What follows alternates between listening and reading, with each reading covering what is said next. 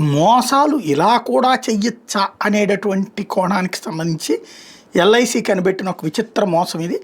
తెలంగాణలోని భద్రాద్రి కొత్తగూడెం జిల్లాకు చెందిన ఒక ఎల్ఐసి ఏజెంటు ఏలూరు జిల్లా కుక్కనూరుకు చెందిన వ్యక్తి డెత్ సర్టిఫికేట్తో బీమా సొమ్ము స్వాహా చేశాడు. తొలుత ఆ వ్యక్తికి తెలియకుండా అతడి పేరు బీమా ప్రీమియం గడుతూ ఈ ఘరానా మోసానికి పాల్పడ్డాడు. తర్వాత అతడితో స్నేహం చేసి ఓ కట్టుకథ అల్లి అతడి పేరు డెత్ సర్టిఫికేట్ సంపాదించాడు. దాంతో సొమ్ము డ్రా చేశారు. చివరికి పంపకాల్లో తేడా రావడంతో గుట్టు రట్టై సదరు ఎల్ఐసి సంస్థ ఆ సొమ్మును రికవరీ చేయడంతో పాటు భద్రాచలం పోలీస్ స్టేషన్లో ఫిర్యాదు చేసింది. విషయం ఏంటంటే భద్రాద్రి కొత్తగూడెం జిల్లా బుర్గంపాడు మండలానికి చెందిన ఎల్ఐసి ఏజెంట్ యాకూబ్ బాషా 2017లో అదే మండలానికి చెందిన సారపాక గ్రామం భాస్కర్ నగర్ వీధికి చెందిన బూక్యా శ్రీరాముల పేరున అతనికి తెలియకుండానే ఎల్ఐసి పాలసీ కట్టాడు. అప్పటి నుంచి యాకూబ్ బాషాయే ప్రీమియం చెల్లించుకుంటూ తెలివిగా శ్రీరాములతో స్నేహం చేశాడు. 2024 జూన్లో శ్రీరాముల వద్దకు వెళ్ళి నీ పేరు గల వ్యక్తి ఆంధ్రలోని కుక్కనూరు మండలంలో ఉన్నాడని, అతని ఇటీవల మృతి చెందాడని, అతడి పేరు మీద ఎల్ఐసి పాలసీ ఉందని, సహకరిస్తే 10 లక్షలు వస్తాయని నమ్మించాడు.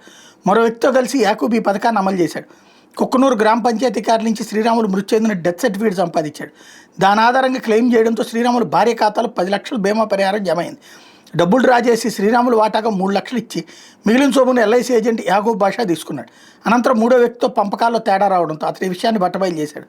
దీంతో ఎల్ఐసి అధికారులు వాడి నుంచి సొమ్మును రికవరీ చేసి భద్రాచలం పోలీస్ స్టేషన్లో ఫిర్యాదు చేశారు. సూత్రధారి యాకూబ్ బాషాతో పాటు కుక్కనూరు పంచాయతీ నుంచి జారీ అయిన సర్టిఫికేట్పై కొందరు భద్రాచలం పిలిపించి విచారణ చేస్తున్నారు.